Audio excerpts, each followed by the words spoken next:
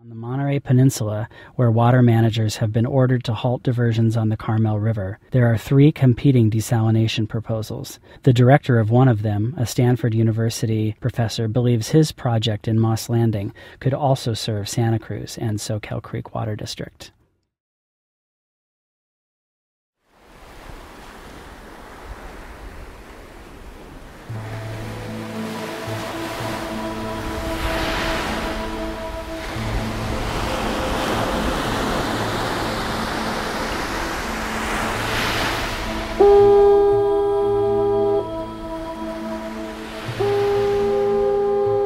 Just sort of forget about the people here for just a second and forget about all the politics, which there's plenty of. If we're really looking at the health of the marine sanctuary and the Monterey Bay, you know, our first priority is really to restore the flow to all these rivers.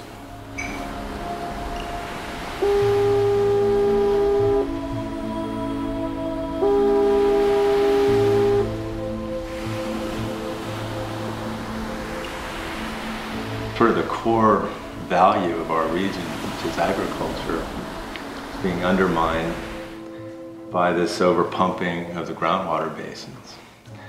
And when people say water conservation, we all get that, right? I mean, we don't have to plant lawns, we don't have to wash our cars, but we're already doing a lot of that.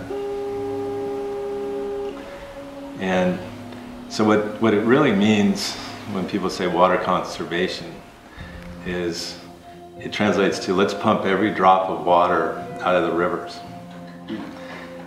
Let's pump every drop of water out of those groundwater basins.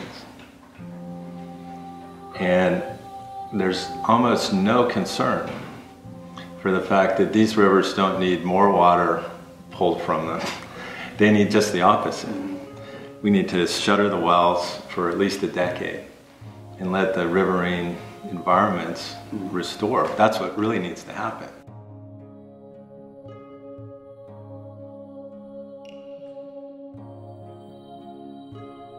Don't build a bunch of little expensive, high carbon footprint, environmentally damaging boutique desal plants around the bay. Don't build the little Cal-Am project, don't build the little Santa Cruz project, don't build the little Naval Postgraduate School project, or the hotel that wants to build their own desal plant. Just build one regional facility, which is what the marine sanctuary guidelines call for. Have the least expensive water, the least environmentally damaging water. Everywhere else in the world, they build desal plants at power plants.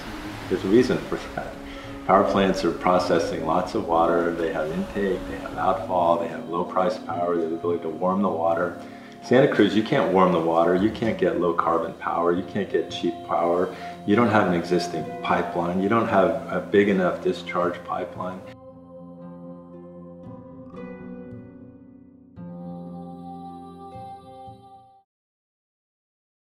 The state is also reevaluating its rules on once-through cooling processes on power plants, as well as large intake desal facilities. Santa Cruz Water Director Bill Coker argues that it would be difficult for deepwater desal, if permitted by the state, to provide sufficient water to Santa Cruz and Soquel Creek in coming years.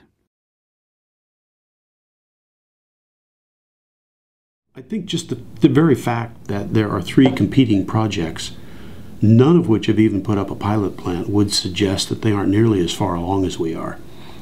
I did meet with Brad Constance, and I think he's a really knowledgeable guy. I think he's got a project that is very doable, but it's not doable in a short amount of time. We've been at this quite a long time, and I think what he has, what Deepwater Desal has in front of it, is all the stuff that we've done, and it's not going to move any more quickly for them. So I just think it's a matter of timing. I also don't know whether or not it's feasible to deal with all of the problems of water that are related to the Carmel River on the Monterey Peninsula and produce enough water that would satisfy the needs of Soquel Creek and the city through a pipeline that comes up through prime ag land. I just don't know about that. So I just think there are a sufficient number of questions that it doesn't make sense that the city would sit back and just watch and see what happens.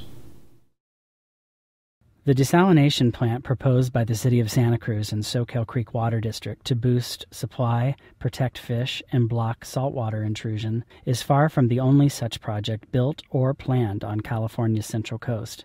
In fact, Sand City began running a small plant just last year to support future growth.